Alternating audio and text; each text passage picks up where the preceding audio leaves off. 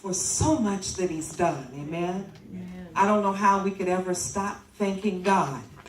Amen. So this morning, thinking about that, he speaks to me in strange places and strange ways. Maybe he may not speak to you, but he spoke to me in a strange place today because I hadn't had a word yet. And so he said, we're going forward and not backwards. Amen. Amen. So we kind of talked about it a little bit in Sunday school about going forward and not backwards. And my subtitle is Staying Focused on the Goal.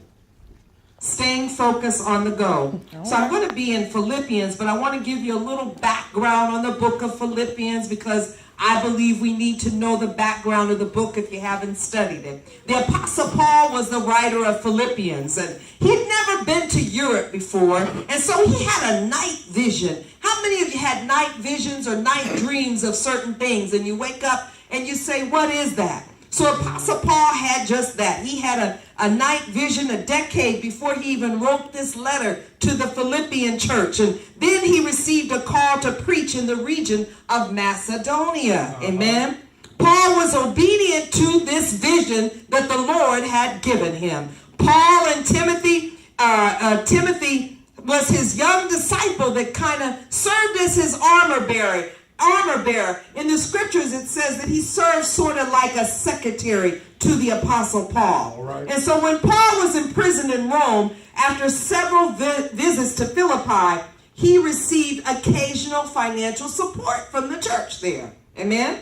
Amen. So the audience for this letter were the Philippian church, of course, and they were progressive Westerners. They were not people that were like cave people. They were progressive people. So picture that in your mind. And the women of Philippi had great independence, Claudia. They were independent women, and they gathered for meetings, and they ran their own businesses, these women did in Philippi.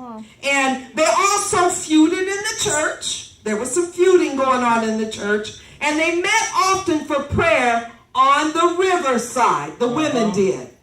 They met often. Do you hear what I'm saying? They didn't meet often to gossip. They met often on the riverside. Amen? Amen. So Paul's first European convert, a woman, was Lydia and her entire household. Some of you have studied that. That's in the book of Acts. So the purpose of this writing to the book of Philippians, he was thanking them for their support and the return of Epaphroditus. Epaphroditus was a person that had been very ill and it had a word out that he was going to die.